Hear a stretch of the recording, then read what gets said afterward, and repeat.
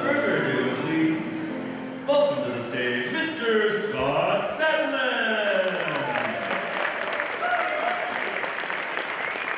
Hello, everybody. I have such an easy, fun job right now. All I have to do right now is introduce a person that you're all really excited to hear from. But before I do, I want to tell you a small story about why she's the keynote speaker this year. Kaz came to this conference knowing just about nobody and known by just about nobody. She wouldn't mind me saying she was a complete unknown on day one. But she showed up. She flew across the ocean. She showed up and she was great. And the next year, she put in a proposal for a topic that were like, "Ooh, this is provocative. Do we want to steer clear of this, especially for a first-time presenter?" We looked her up online. We saw her stuff, like, she seemed like a responsible, legitimate, reasonable, sincere person. Let's roll the dice with her. And we gave her a spot. And the feedback was exactly what you all imagined. Just nothing but great, kind, give her more, get more feedback. People were coming up to us like, "Hey, I just came out of this class from Kaz Riley, and it was my favorite thing I heard." And so we brought her back. We gave her a pre-conference, post-conference, we gave her more hours, we did whatever we could. And we were a small part of helping grow her career into this amazing international thing that she has. And I say that not to take any credit for the amazing quality of everything that she's earned, but the reason I have the best job in the world to do this right now is because it is the embodiment of what we hope this conference would be. The idea that we could foster new talent, that we could build a big enough tent, that we could give people first shots and second shots, and create a place where we would all listen to each other and the cream would rise to the top. That is what happened. And so when we were deciding who needed to give the keynote for our 10-year anniversary, originally we thought, well, it should be me. I don't know why you're laughing, that's rude. We thought, okay, well, I helped create this thing. It's been 10 years, we should probably check in and see what I think. And then we said, no, that's the opposite of the ethos of this event. The point is, what if we could have, because of Hypno Thoughts, somebody new becomes somebody new. And once that person becomes an internationally recognized domain expert, you're a thought leader. You're respected by so many people in and out of this room. And you've stayed awesome. And that's the point. She's not the keynote speaker because she was here early in her career and became popular. She is the keynote speaker because as that happened, she got more awesome, more generous, more sincere, more paying it forward, all of those things. And that's what we want to honor. That's what we want to be modeled to all of us and to be reminded of. And so it's just a real, I all day today, I just get to do nice stuff. This is great. It's my sincere pleasure to introduce your keynote speaker for the 10-year anniversary of Hypno Thoughts Live. And that's Ms. Kaz Riley.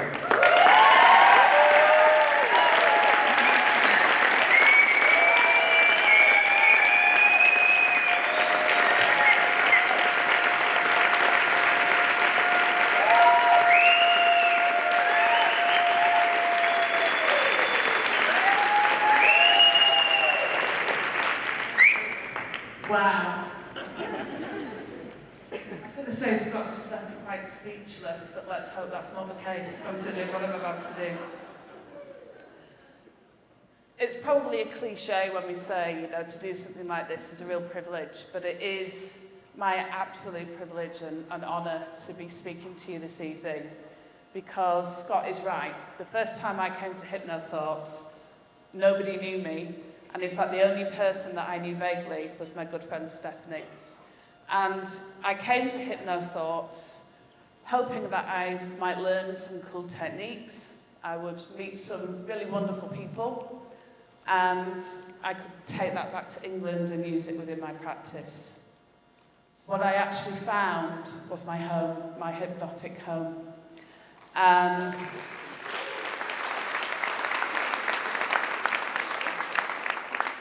what we have in this room is not only some of the world's best hypnosis educators, but we have our community. And that community is the thing that allows you to become something within Hypno Thoughts. What is in this room is people that will fire your imagination and inspire you. There are people here that will believe in you when you don't even quite believe in yourself, which was certainly what I found when I arrived here.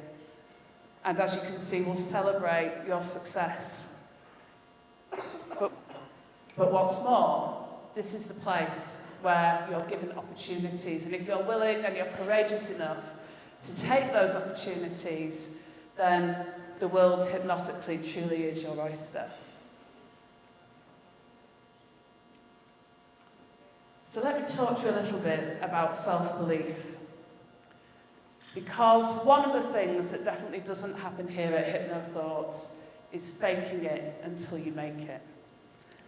And as a woman who works a lot with anorgasmia, we all know that faking it really doesn't help people there.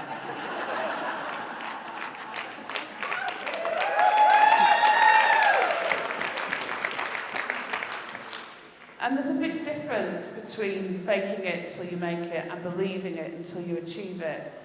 The way I kind of look at this is that one of them, faking it, clips your wings, and the other one, believing it until you achieve it, that's how you spread your wings and soar to new heights.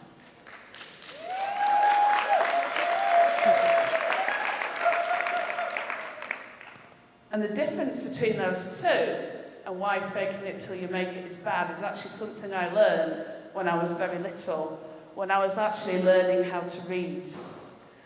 And for those of you who know me will have seen my kind of Facebook kind of posts and stuff, and will see the utterly hilarious spelling mistakes that appear on there from time to time.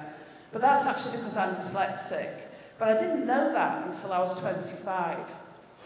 So when I was young and I was at school and started to learn how to read, what I actually did was I faked it, so nobody would know that I couldn't actually do it.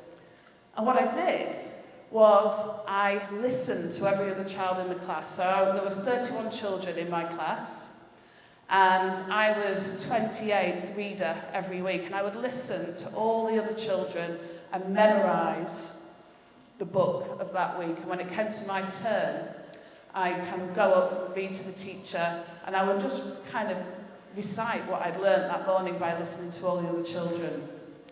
And this worked well for me for a whole year, until the day the teacher decided to do the list in reverse order. And that time I was third. And as you can imagine, that didn't work out so well. So that night I went home and I kind of fessed up, I confessed to my mother what had happened. And luckily my mum realised that actually what I'd got a good skill was for memory, and I just hadn't connected it to the words. And she bought me something called Storyteller. I don't know if you have those over here, where you would get a magazine and cassette, and you would listen to the cassette and follow the words along in the book. And that was how I learned to read. And actually I became an avid reader, so much so that I got to a point in my life where I would read under the bedclothes with a torch when I was supposed to be asleep. And one night, my old mum, who came home from work early, she was a nurse, and caught me doing this, reading under the bedclothes with a torch. And kind of, I knew this when the duvet was drawn off, and she was kind of looking at me. And I realised, thinking I was going to get into trouble, that actually she was smiling. And of course, I was doing the very thing that, I at once didn't believe that I could do. So no longer was I faking reading, I was actually believing that I could and doing it every single night up in bed. And she said to me, "Kazi, what are you reading?" And I said, "Mum, I'm reading Peter Pan."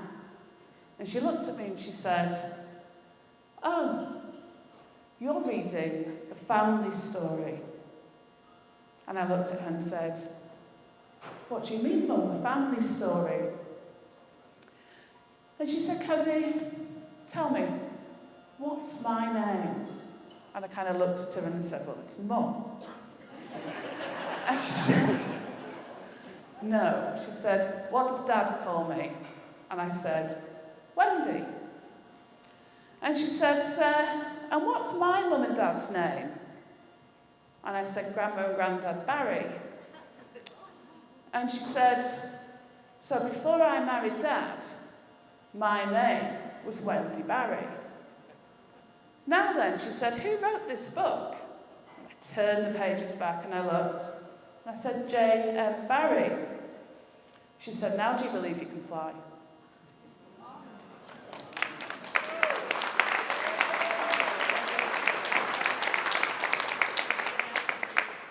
So I said to my mum, "So, who is he?" And she said, "He's our great-great-uncle." Then, of course, I said, "Well, does that mean we're rich?" She said no. And for those of you that don't know, all the royalties of Peter Pan actually go to Great Ormond Street Hospital, and will do forever. There was a law that was passed to make sure that that happens. But, if you're J.M. Barrie's great-great-great-niece, then you have to fly. You can't fake it. You have to get on and do it. You have to believe in a bit of magic. So that's really where I first learned to kind of have some self-belief. Not to fake it until I make it, but to believe it until I achieve it. And, just a really wonderful way of learning that story when I was younger. And there is actually a quote in that book, in the book Peter Pan, which is simply this: "As soon as you doubt your ability to fly, you lose forever the ability to do it." And that, for me, is really very much about what Hypno Thoughts brought to me. Was it made me believe I could fly. I was there, I was doing fine. I was a hypnotist, I got a full clinic, I'd been in practice for 10 years. And when I arrived at Hypno Thoughts, it had never occurred to me that I should be teaching. Never once had I thought I should be teaching the stuff that I do with my clients. And it's only through the people that I've worked with, other first-timers like Stephanie and Sheila, who literally sat me down and said, "You need to come back here next year and teach this stuff." So thank you.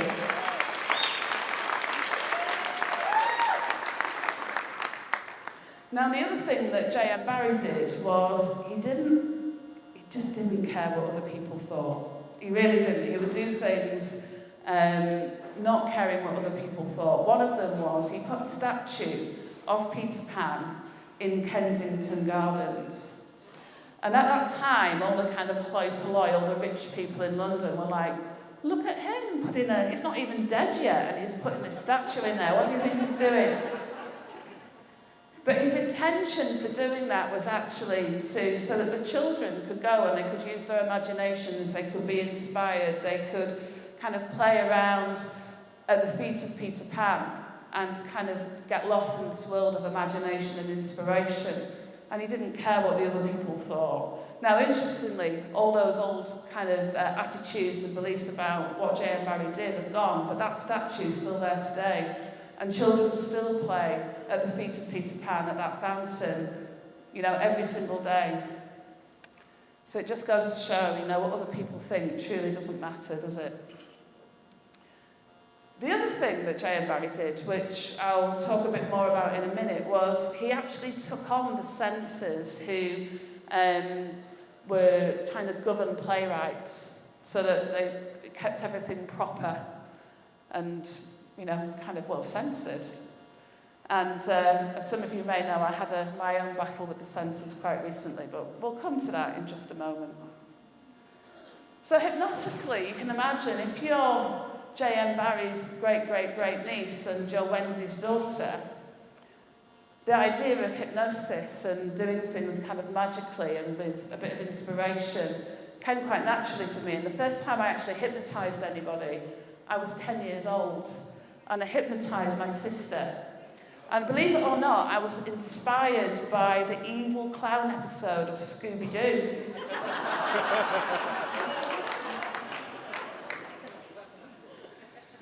So with that kind of combination of fairy stories and Scooby-Doo, my younger sister used to get very kind of, scared at night. She had a lot of nightmares.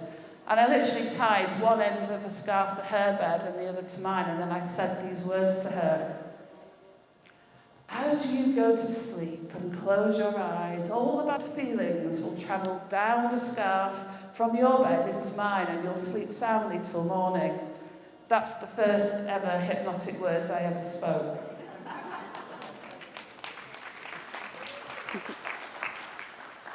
You'll be pleased to hear I got better training after that.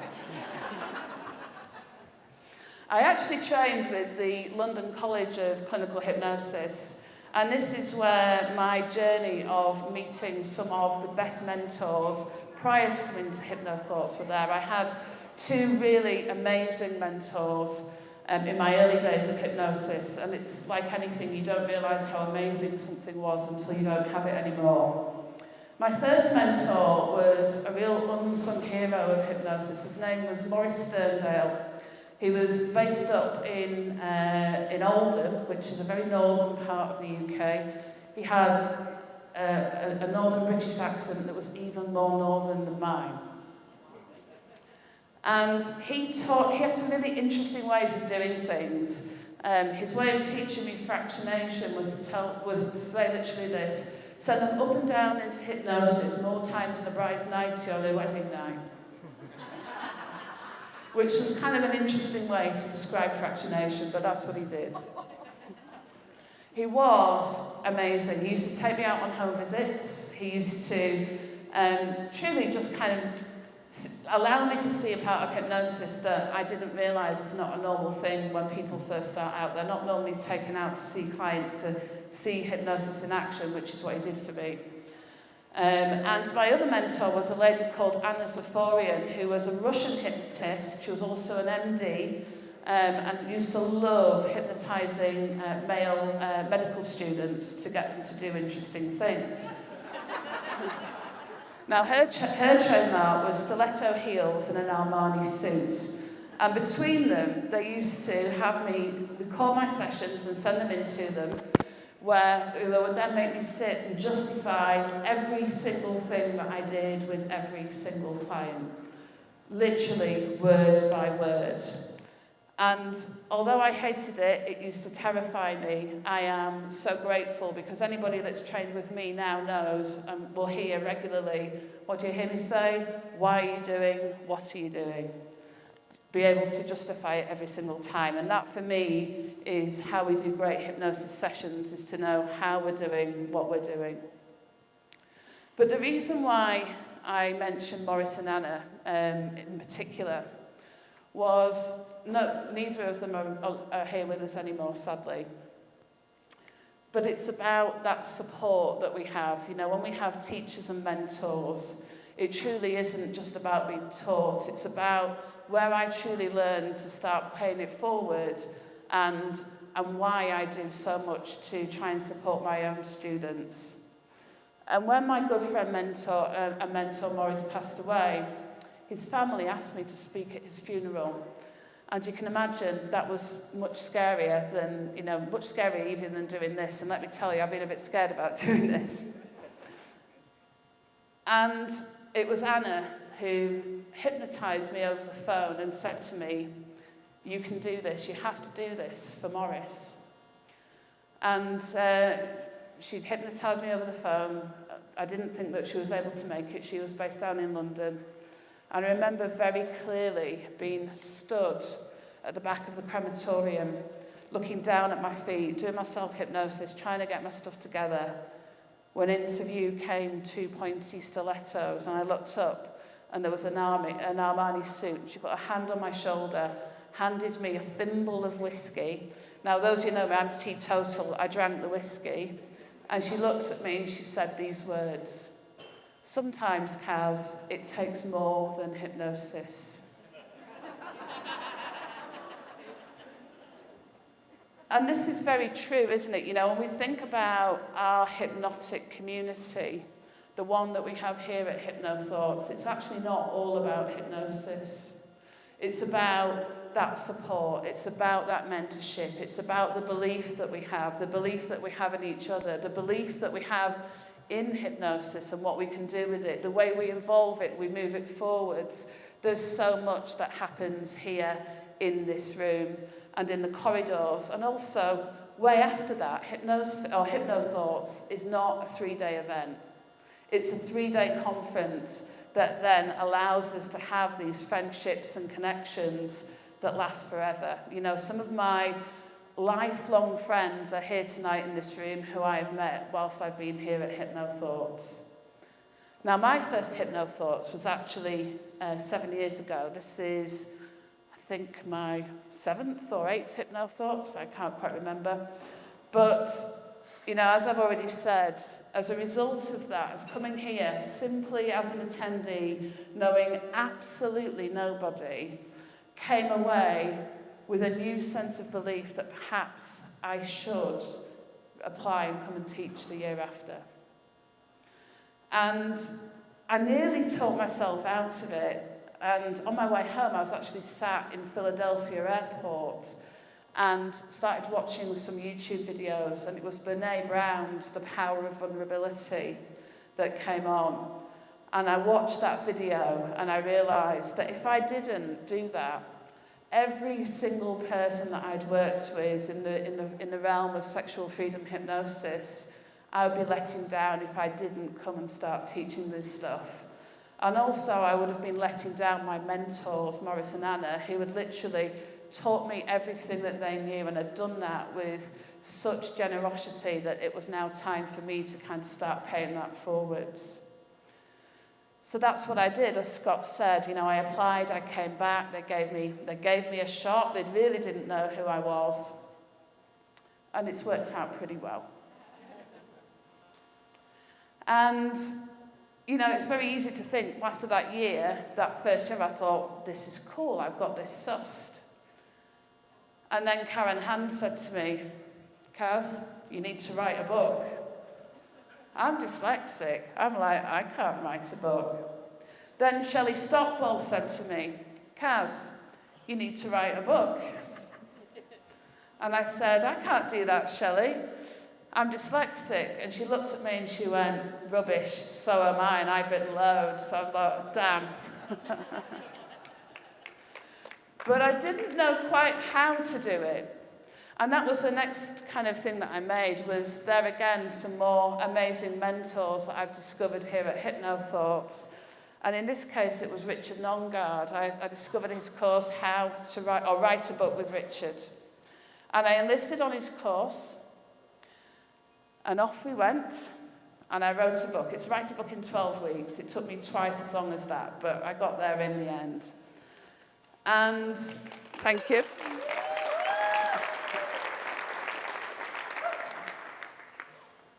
And we published it, which was kind of cool.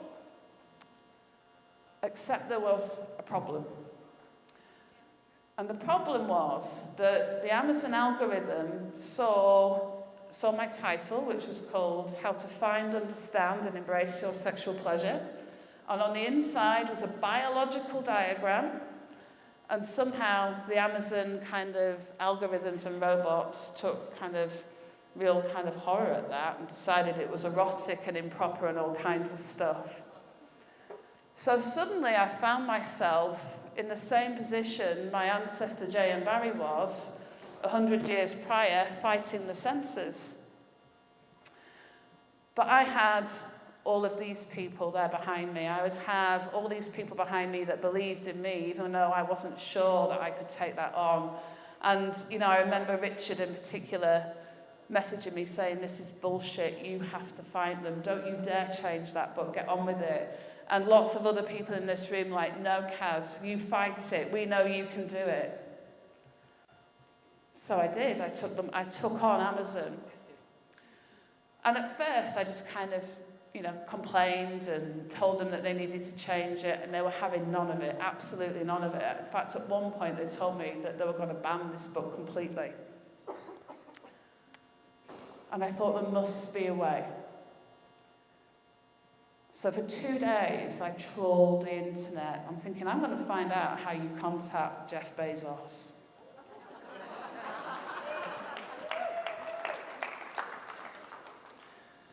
And there were a couple of people that said to me, you're going to what? And I said, I'm going to contact Jeff Bezos. And believe it or not, I found his email address.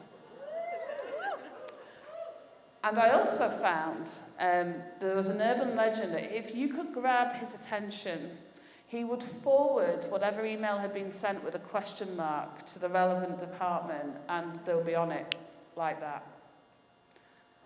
And I thought to myself, a man that's just sent a rocket into the sky that looks like a penis probably isn't that interested in female sexuality.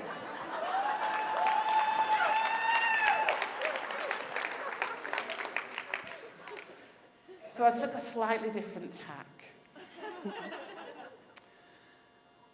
And the strapline for my email to Jeff Bezos was this: malfunctioning algorithm causing discrimination at Amazon.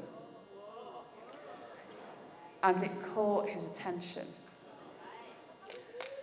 And after nearly 2 months of being absolutely blocked by Amazon, suddenly at 3 a.m. my phone went.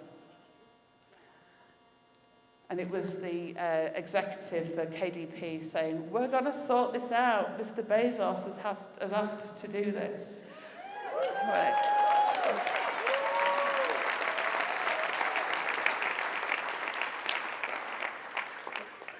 And 12 hours later, my book was available on Amazon.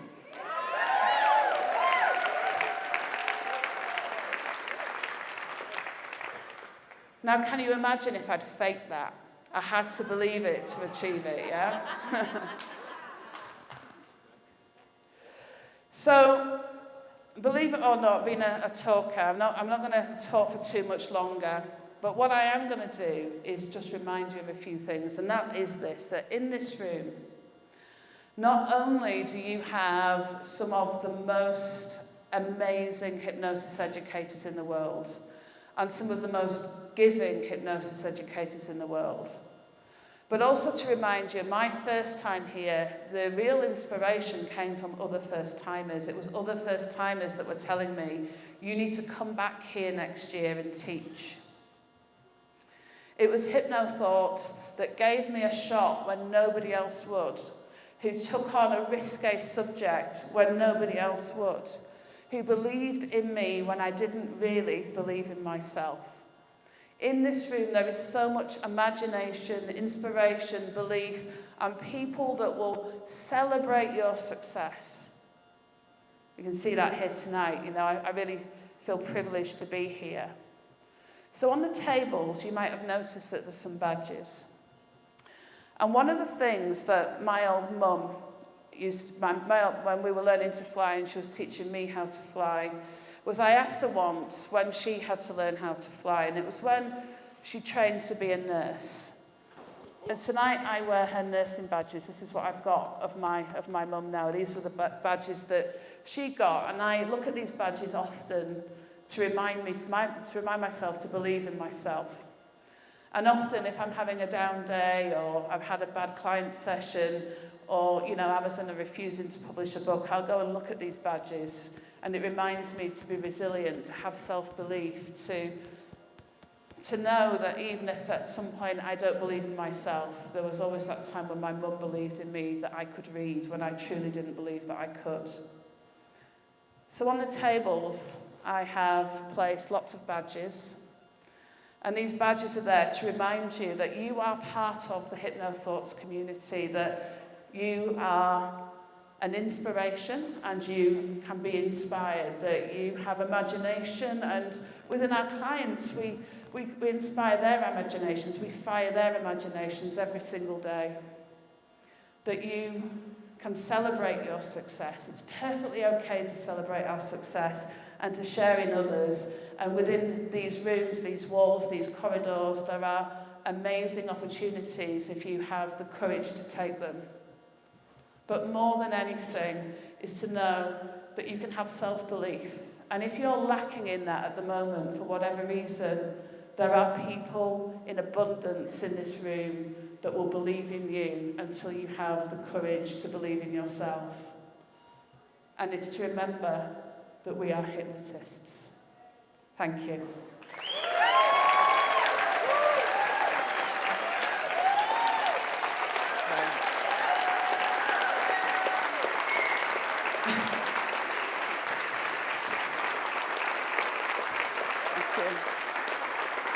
Oh, and one other thing. Should you need it, Jeff Bezos' email address is